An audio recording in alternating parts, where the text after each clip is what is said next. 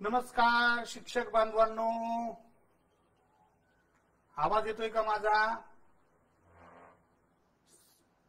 नमस्कार. परत एकदा सर्वांचं आजच्या लाईव्ह सेशन मध्ये हार्दिक हार्दिक स्वागत आहे. मी काही माहिती सांगण्याच्या अगोदर माझा असा आग्रह आहे की ही लिंक जास्तीत जास्त आपल्या शिक्षक बांधवांपर्यंत जाऊ द्या. लाईक करा, शेअर करा, कमेंट सुद्धा करा. आणि आपले जे काही शिक्षक बांधव झोपलेले आहेत, आपण वर्गात दररोज विद्यार्थ्याला शिकवतो, देरे हरी आणि पलंगावरी अशी कृती नसली पाहिजे. प्रत्येकाने आपल्या हक्कासाठी, आपल्या फायद्यासाठी लढलं पाहिजे. नशीब आहे की आपण महाराष्ट्रात या भारतात जन्माला आलेलो आहे. कारण अनेक आसमानी आणि सुलतानी संकट आल्यावरती इथला तरुण वर्ग पेटून उठला आणि त्यांनी प्रत्येक संकट आपल्या एकीच्या बळावर, ताकदीच्या बळावरती काय केलेलं आहे, हकलून लावलेलं आहे. त्यामुळं आपण असे विद्यार्थ्याला धडे देतो, पण ज्यावेळेस आपल्यावर संकट येतं बांधवांनो, त्यावेळेस कुठंतरी शिक्षक कमी पडतोय असं या ठिकाणी आपल्याला जाणवतंय. म्हणून मला आवर्जून तुम्हाला सांगायचंय, जे कोणी लाईव्ह आलेले आहे, जे कोणी हा व्हिडिओ बघताय, तर कमीत कमी आपल्या मित्र परिवार, आपल्या स्टाफच्या शाळेच्या ग्रुपवर याची लिंक तुम्ही टाकावी की ते झोपलेले शिक्षक काय व्हावे, जागृत व्हावे.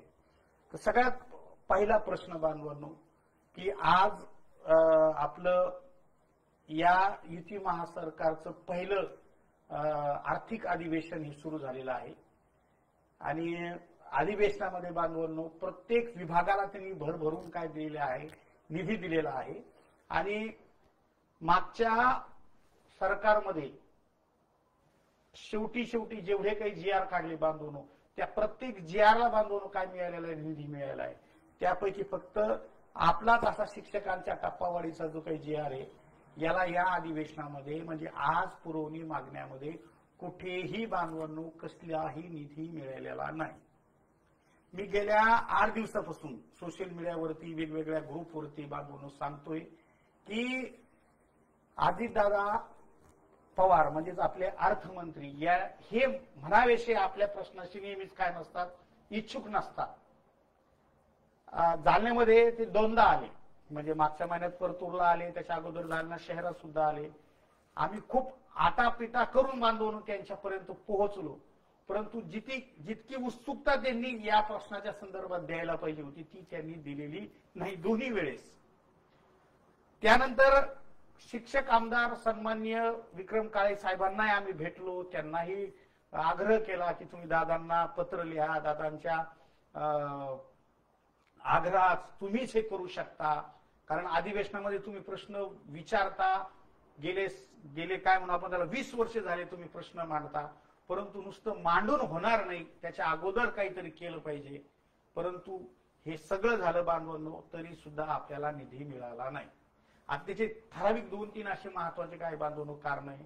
नंबर 1 की मागच्या सरकारने जी काही लाडकी बहिणी योजना आणली होती, तिला जो काही निधी लागतो ती निधी देण्याची खरंच आपल्या सरकारची कुवत नाहीये.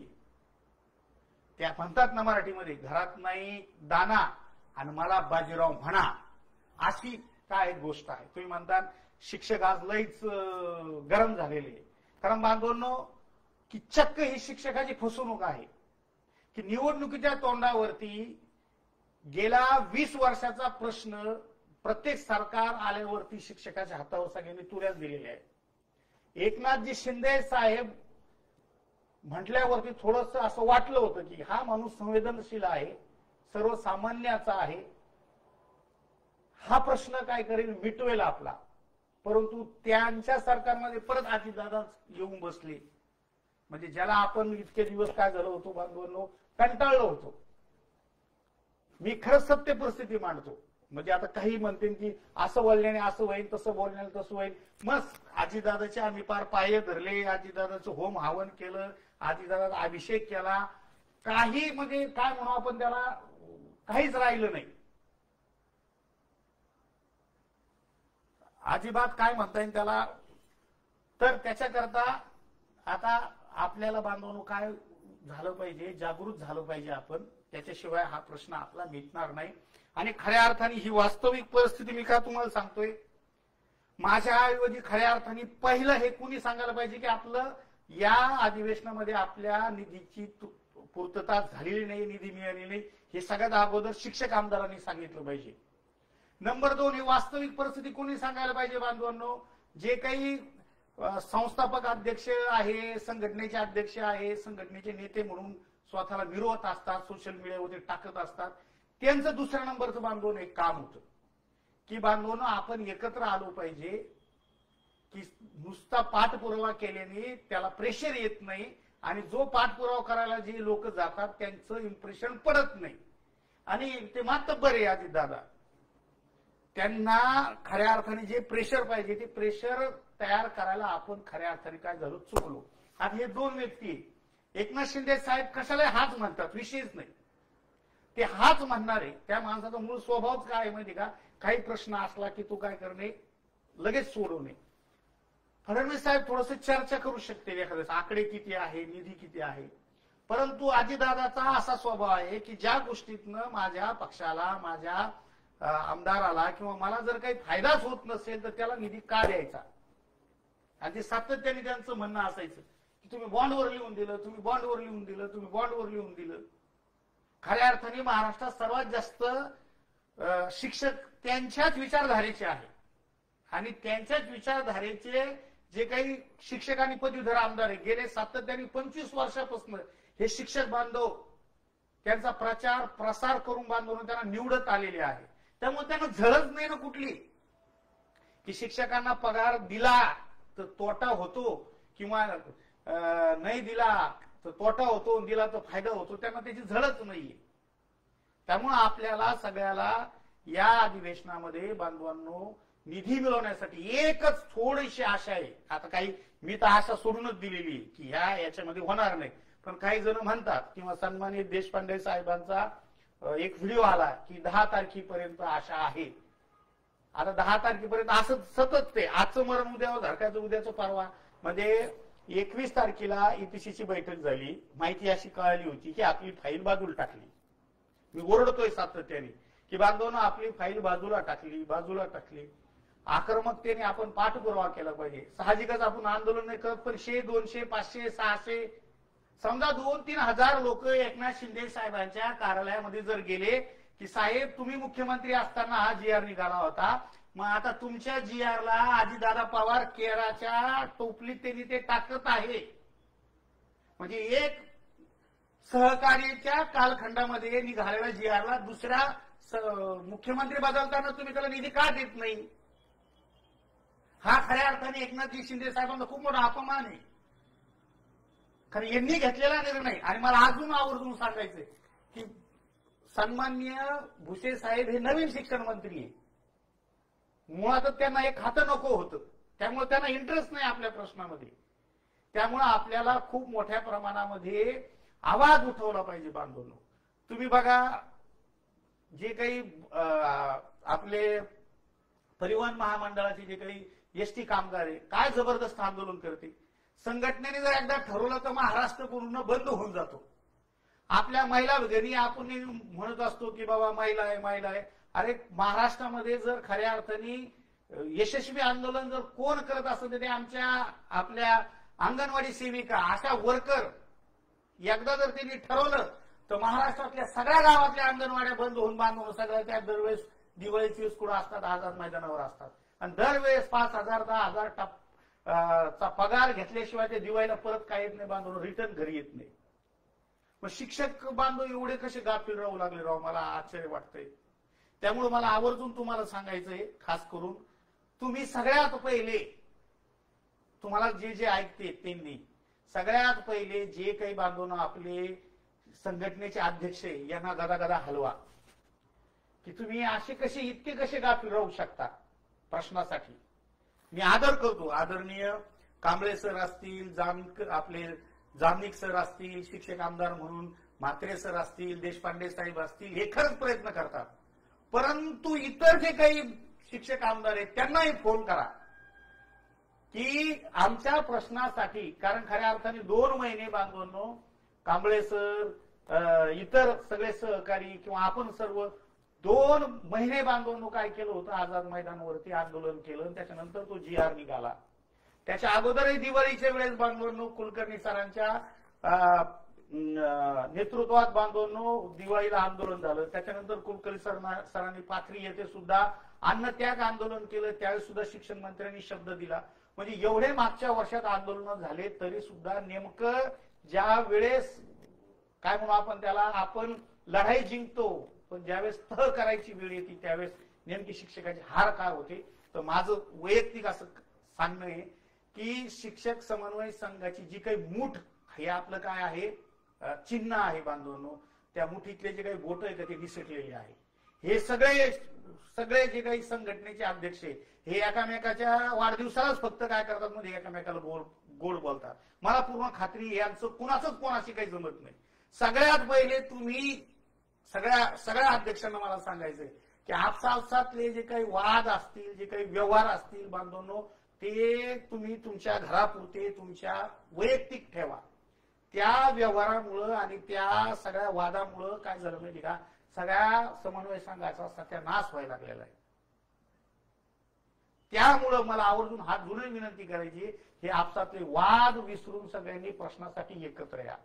हे जर समन्वय संघाचे जे काही मुख्य सगळे मावळे एकत्र आले तर मी तुम्हाला सांगतो की महाराष्ट्रातला कुठलाही प्रश्न सोडवण्याची धमक ह्या सगळ्या समन्वयकामध्ये.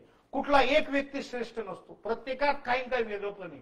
कांबळे सर मध्ये वेगळे, KP सर मध्ये वेगळे, ज्ञानेश चव्हाण सर मध्ये वेगळे, कुलकर्णी सर मध्ये वेगळे, आपले जामनिक सर मध्ये वेगळे आहे, आमच्या जाण्याचे शेरे सर मध्ये वेगळे, खंडे सर मध्ये वेगळे. प्रत्येकात काहीतरी वेगळा गुण आहे. हे सगळे लोक जर एकत्र एका व्यासपीठावर जर आले तर बांधवांनो खरंच खूप मोठी क्रांती होती आणि ही आता एकत्र येण्याची गरज आहे. देशपांडे साहेब जर म्हणत असतील की 10 तारखेला एक आशा आहे, तर मला आवर्जून सांगायचंय बांधवांनो की महाराष्ट्रातल्या सगळ्या शिक्षकांनी जर ह्या तिघाही व्यक्तींच्या कार्यालयापुढे जर 2-2, 3-3 हजार शिक्षक येऊन जर यांचं जे काही संपर्क कार्यालय गज भरत नाही बांधवांनो, तोपर्यंत या प्रश्नाकडे बांधवांनो कोणीही सहज हे करतं. आता तुम्ही आम्ही काय करणार आहे, म्हात्रे सरला फोन करणार आहे किंवा दुसऱ्या आमदाराला फोन करणार आहे, साहेब आम्हाला साहेबांशी भेटायचंय, आमचा प्रश्न मिटवला पाहिजे. ते बिचारे म्हणजे त्यांचे 2-3 कामं असते, त्या 2-3 कामात आपलं एक काम, मग आधी त्यांचं काहीतरी काम असतं त्याच्यावर सह्या क्रिया होत्या, मग ते लटकच म्हणते साहेब ते शिक्षकाच्या अनुदानाचा प्रश्न आपल्याच काळात झाला होता, ते होणं खूप गरजेचं आहे. मग ते हो काय होणार नाही, करो मी सांगतो बोलतो त्यांना. मग आता तसं बोलल्यानंतर बांधवनो असं 4-5 वेळा झालं तसं, तेच करतो होईल मी सांगतो. या प्रश्नासाठी बांधवांनो तिघही एकत्र, त्यांच्या खात्याचे सर्व सचिव एकत्र येऊन बैठक बांधवांनो ती काय झाली पाहिजे, शासकीय बैठक बसल्याशिवाय हा प्रश्न सुटणार नाही, तो शक्यच नाही. कारण थोडी तिडकी नाही, 1,00,000 कोटीची काय बांधवांनो कमतरता आहे, तूट आहे आपल्या आर्थिक अधिवेशनात, ती भरून काढायची. निवडणुकीत भरमसाठ काय दिल्या घोषणा केलेल्या आहे, पण आता सत्तेत आल्यानंतर बांधवांनो चांगल्या योजना काय झालेल्या बंद पडलेल्या आहे.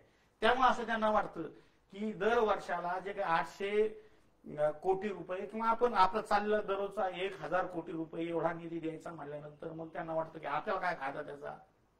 कारण मी पूर्ण खात्री सांगतो माणूस आहे दिलदार, परंतु त्या मतदारसंघात देते ते एखादा आमदार जर त्यांना लयच आवडला तर 2-3 हजार कोटी रुपये देऊ शकते. ते तितक्या ताकदीचा माणूस नाही आपल्याकडे की त्यांचं मन वळवणारा. आणि मी सांगतो बांधवांनो की खऱ्या अर्थाने आपल्यापैकी किती शिक्षक गेले बरे यांच्याकडे भेटायला आधी दादा, ह्या दोघांचा प्रश्नच नाहीये. हे द्या म्हणणाऱ्यांनी दिलेलं आहे आधी, हे थोडे विचार करतील पण हे खतरनाक आहे. यांच्याकडे किती जण गेले, किती शिक्षक आमदार गेले की आधी दादा हे झालं पाहिजे. पण एक आमदार जाऊन जमणार आहे का, दरवेळेस तेच म्हात्रे सर जाणार, देशपांडे साहेब जाणार का, हे बाकीचे आमदार कधी जाणार आहे, कधी तुम्ही त्यांना फोन करणार आहे. त्यांना धाऱ्यावर असं त्यांच्या घरी जाऊन बसा ना, एवढे फोन करा ते परेशान झाले पाहिजे की आता मास्टर लोक जागे झालेले. अरे सोशल मीडियाची ताकद आहे राव. तुम्हाला सांगतो ते कराळे सर, कांगणे सर अख्खा महाराष्ट्र पेटीला त्यांनी. MPC हे स्वायत्त संस्था असताना त्याचं वेळापत्रक ते बदलू शकते सोशल मीडियाच्या माध्यमातून. तुम्हाला आम्हाला आपला हक्काचा पगार नाही बदलित आहे ना. दुसरी एक अत्यंत गोष्ट मला तुम्हाला सांगायची, ती म्हणजे अधिवेशनामध्ये ह्या उद्याची उद्या आज किंवा आतापासूनच तुम्ही जे फोन सुरू करा, उद्याच अधिवेशनामध्ये आपलं बांधवनो जे सत्तेतले आमदार आहेत त्यांनीही आवर्जून टाळं फोडला पाहिजे की आपण सत्तेत असताना आपल्या कारकिर्दीमध्ये जी आर निघून जर बांधवनो त्या निधीची पूर्तता जर होत नसेल तर बांधवनो हा खऱ्या अर्थाने शिक्षकावर खूप मोठा काय अन्याय आहे. मला तर इतका राग आलेला आहे पण मी थोडा संयम ठेवलेला आहे. ही खूप लाचारवाणी झालेली आहे बांधवनो. संस्था चालकांना सुद्धा मला हात जोडून विनंती करायची, 20-20 वर्ष तुमच्या शाळेत एक कर्मचारी तुमच्यावर आशा ठेवून सरकारवर आशा ठेवून काय करतोय ते दिन रात्र बांधवून तुमची ती संस्था तुमची शाळा ती मोठी करण्यासाठी ती जीवाचं रान करताय. संस्था चालकाने सुद्धा जर ठरवलं तर हा प्रश्न चुटकीच मिटू शकतो. आता आमचे आदरणीय संस्था चालक माजी मंत्री राजेश भाई टोपे साहेब सातत्याने प्रयत्न करतात, पण त्यांच्याबरोबर जर आणखीन 5-50 जर आमदार काय म्हणून आपण त्याला संस्था चालक आले तर आणखीन इम्प्रेशन पडतं ना. आम्हाला सुद्धा लाज वाटते दरवेळेस आम्ही त्यांच्याकडे जातो. ते सुद्धा आमदार असताना सातत्याने बांधून आपल्या प्रश्नासाठी झटत होते. तसं प्रत्येक तुम्ही सुद्धा शिक्षकाने आपापल्या संस्था चालकाकडे जा की साहेब तुमची सुद्धा ही आम्हाला पगार द्यायची काय आहे जबाबदारी आहे, तुम्ही सुद्धा पाठपुरावा करा, त्याशिवाय होणार नाही. मी 3च कामं तुम्हाला सांगितले बांधवांनो. एक की 10 तारखेची आशा आहे, त्या 10 तारखेच्या आशेसाठी बांधवांनो आपल्याला काय करायचंय की हे सगळे शिक्षक आमदार जागृत करायचे. नंबर 2 हे सगळे संघटनेचे अध्यक्ष जागृत करायचे. तुमचे वैयक्तिक भांडणं ते घरात ठेवा. प्रश्नासाठी एकत्र आलतो तू येऊ द्या, कोण कसा आहे काय आहे, पण प्रत्येकात चांगला गुण असतो काहीतरी, त्या गुणाचा वापर करूया. आपल्या शरीराचा भाग एखादा जर विकलांग झाला किंवा एखादा खराब झाला आपण लगेच तो तोडून टाकत नाही बांधवांनो. तर तशीच गोष्ट माना, प्रत्येकात काहीतरी चांगले वाईट गुण असतात. त्यामुळे मला तुम्हाला आवर्जून परत एकदा सांगायचं की याशिवाय पर्याय नाहीये. वास्तव हेच खरं आहे की आज आपल्याला निधी नाही, फक्त 10 तारखेच्या आधी जर का 4-5 हजार लोक जर तिथं ह्या 2-4 दिवसात जाऊन बसले, त्याच्यासाठी एक झूम मीटिंग घ्यायला हवा सगळ्या आपल्या अध्यक्षांना आणि पुढचं पाऊल आक्रमक काय घ्यायचंय. मग परीक्षेत बहिष्कार टाकणे असेल किंवा परीक्षेचे पेपर न तपासणे असं नाही तर 10वी-12वीचा पेपरच न घेणे, कारण तोपर्यंत याचं लक्ष काही आपल्याकडे लागणार नाही. मी आधी दादाला खूप जवळून ओळखतो. जुन्या आमच्या पक्षाचे ते नेते होते, ते कोणालाच गिनीत नाही. महाराष्ट्रात जोपर्यंत हाकार होत नाही मोठा आणि त्यांचेच आमदार म्हणत नाही की आम्हाला सगळ्या शिक्षकांनी सळो की पळो करून सोडले, आता दादा यांचा हक्काचा पगार दिल्याशिवाय काही काय नाही, गत्यंतरच नाही. कारण आपण ना शिक्षक आमदाराला फोन करतो ना स्थानिक आमदाराला फोन करतो. खरं इमानदारीने सांगा, आम्ही कमीत कमी आमचे जे विद्यमान नवीन आमदार आहे अर्जुन खोतकर साहेब यांच्याकडे 4 ते 5 चक्रा मारले आम्ही आतापर्यंत. किती शिक्षक गेले तुमच्या स्थानिक आमदाराकडे? विक्रम काळे साहेबांचं माझे कसे रिलेशन आहे महाराष्ट्राला माहिती, पण तरी सुद्धा त्या माणसांनी गोड बोलून सोबत घेऊन मंत्रालयात गेलो का नाही? मग तुमच्या विभागाचा एखादा आमदार घेऊन गेले का तुम्ही तिथं? बरं, आम्ही तर काही कोणत्या संघटनेचे संस्थापक नाही, प्रदेशाध्यक्ष नाही, आम्ही काही असं कधी नेहमी सोशल मीडियात दिसणार नाही तुम्हाला. त्यामुळं इथं प्रत्येकाच्या हक्काच्या पगारासाठी प्रत्येकाला काय करायचंय, आपल्याला लढायचंय. वास्तव लक्षात आलं, पगार नाही. थोडीशी काय आशा आहे 10 तारखेची. मला आधी दादा चांगली माहिती आहे, त्यांनी फाईल आपली 21 तारखेलाच बाजूला टाकलेली. फक्त नशीब तिच्यावर रिमार्क निगेटिव्ह नाहीये, बाजूलाच टाकलेली. तर त्यामुळं बांधवांनो झालं तर अंतिम ऐन वेळेला झालं तर बांधवांनो ती होईल, पण मी सांगतो त्याला 5 ते 10 हजार शिक्षक तिथं मुंबईत पाहिजे. 2-4 दिवस 2-4 दिवस सगळ्यांचे कार्यालय तुंब झाले पाहिजे. तिकडे मास्तर मास्तर मास्तर मास्तर मास्तर आलं लक्षामध्ये. त्याशिवाय हा प्रश्न मिटणार नाही. तुम्ही म्हणतात आता 10वीची परीक्षा सुरू आहे, 12वीची परीक्षा सुरू आहे. अरे 5000 शाळा आणि ज्युनियर कॉलेजेस आहे महाराष्ट्रामध्ये. एका शाळेचे बांधून 2-2 शिक्षक जरी पाठवले 10,000 होते.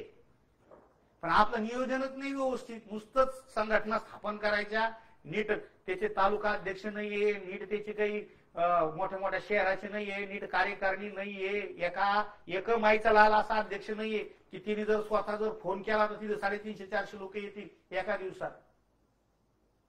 सगळे त्या समन्वय संघाच्या बॅनर खाली आंदोलन असलं का समन्वय संघाचं नाव वापरायचं आणि एरवी मग काय असलं पुरवठापणा आपल्या संघटनेचा करायचा.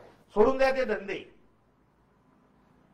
इथं शरद पवार साहेबांसारखं एवढा मोठा बलाढ्य 4 वेळेस ते काय होते मुख्यमंत्री होते, त्या माणसाला सोडून गेले राव लोक. आणि ते तुमच्या संघटनेचे तुम्ही काय नाव घेऊन बसले पांचटवाणी. त्यामुळे मला आवर्जून सांगायचंय की मोठाडपणा सोडून द्या. 10 तारखेच्या आत जर तिथं ह्या दोन्ही माणसाचे मन आपण बदलले नाही तर हा प्रश्न परत 4 महिने, मी तर म्हणतो 1 वर्ष दूरच गेला, किंवा हे जोपर्यंत अर्थमंत्री आहे तोपर्यंत आपल्याला ते काही भेटणार नाही. आक्रमक व्हावं लागेल, त्याशिवाय पर्याय नाही म्हणजे नाही. ठीक आहे, एवढं बोलून थांबतो. जागृत व्हा. 3 कामं सांगितले. सगळ्या संघटनेच्या अध्यक्षाला फोन करा, शिक्षक आमदाराला फोन करा, स्थानिक आमदाराला सांगा की आमचा प्रश्न विधानसभेत मांडा, विधान परिषदेवाल्याला सांगा विधान परिषदेत मांडा, सगळ्या विरोधी पक्ष नेत्यांना सुद्धा सांगा. विधानसभेत तर नाहीये पण जे अंबादास दानवे संभाजीनगरचे त्यांना सुद्धा सांगा की बाबा आमच्यासाठी काहीतरी तुमची स्टाईलने थोडस प्रश्न मांडा शिक्षकाचे. जय हिंद, जय महाराष्ट्र.